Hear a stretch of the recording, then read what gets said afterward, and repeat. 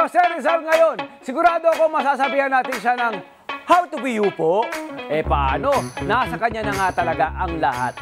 Kaya't amazing trivia tungkol kay Rizal ang ating hatid sa inyo. Amazing Rizal Trivia number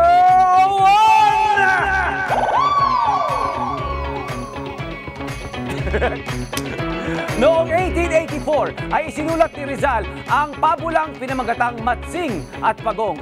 Ang Matsing at ang Pagong bilang kontribusyon niya sa isang Eastern literature na magazine. Iginuhit niya ito in comic form. Ayan existing pa yan hanggang ngayon mga kababayan.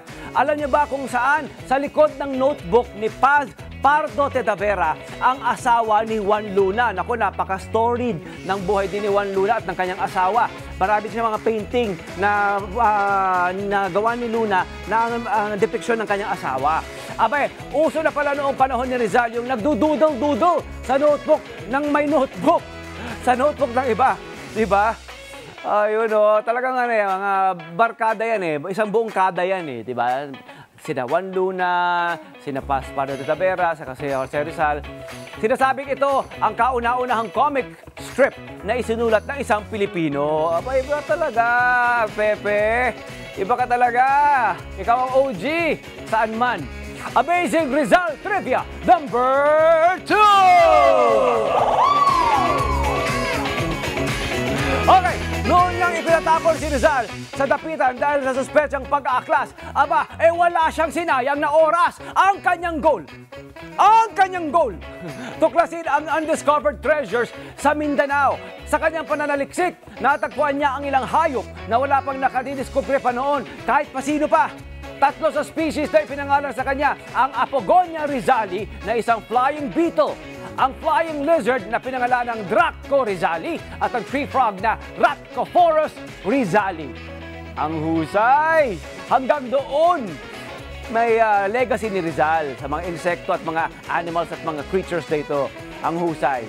Siya na ang nakakulong pero may matinding kontribusyon pa rin kahit saan, sa larangan man ng siyensya at kung saan-saan pa man.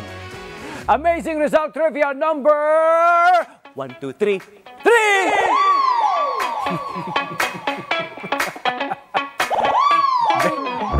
Benta sa ating floor director na si Jing Ventura. Okay, Rizal the Polyglot. Haba, polyglot. Ilang wika o dialekto ba ang alam nyo? Aba, ang tanong ni Lolo Pepe. Aba, si Lolo Pepe, 22!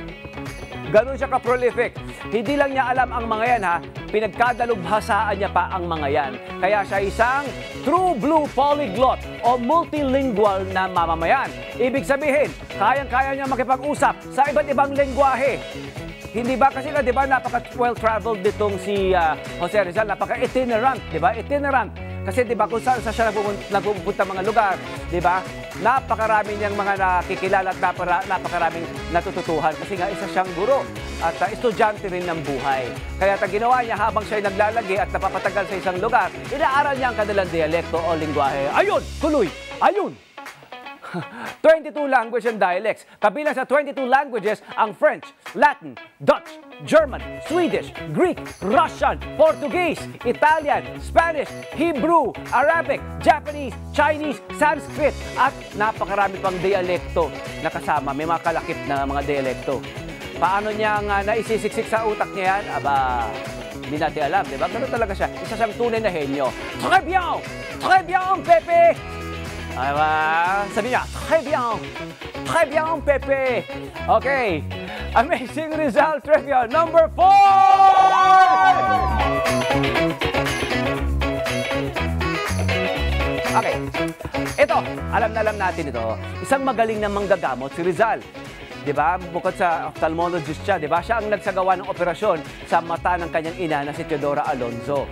Ito talagang dahilan kung bakit siya nagpursiging mag-aral ng medisina ang nakatuon sa pagpapagamot ng mga kasakit o mga ailments sa mata sa ilalim ng sikat na French ophthalmologist na si Louis de Wecker. Louis de Wecker. Aba, Amazing Result Trivia number 5!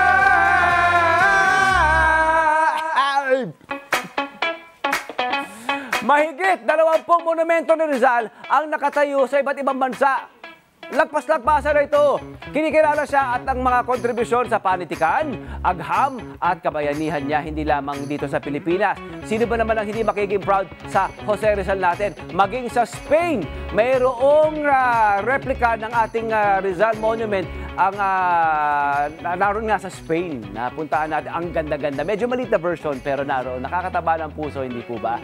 Na talagang meron pa nga sila doon mga shrine, mga establishment sa Spain na talaga merong mga plaque, may mga plaque na kino-commemorate yung kanyang pagbisita. Ito yung restaurant kung saan siya kumain, ito yung library kung saan siya nag-aaral o nagbabasa ng libro, nangihiram ng libro. Naroon, ganun siya kamahal ng Espanya. Abay, syempre, kasi syempre nga naman, medyo may bittersweet na relationship si Rizal sa Spain, hindi ba? Diba? Alam naman natin yon sa kasaysayan niya, ng buhay niya. Hindi pa nakakataba ng puso na mayroon tayong Dr. Jose Rizal. Ano pa ang gusto niyong pag-usapan? Mag-iwan lamang na mensahe sa ating Net25 Facebook page. Tandaan, saan man tayo makarating, palagi magpapamangha at maghahatid sa inyo ng mga kaalaman ang inyong paboritong triviahan na masarap na kasabay sa inyong agahan. If Tony knows, everybody knows!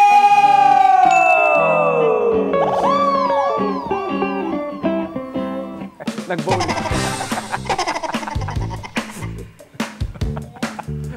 Nag-bowling.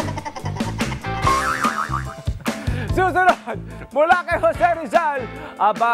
Si Jose Rizal na nagtanim ng abaka noong habang siya'y nasa dapitan at nagpatayo ng magandang lighting na system dyan sa kanilang plaza, diba? At irrigation system. Abay, makakakwentuhan naman natin ng isang millennial na gumagawa ng tsinelas mula sa abaka. Dito po rin yan sa Love, Tony Pep, Sarkada, and Everything! Happy New Year!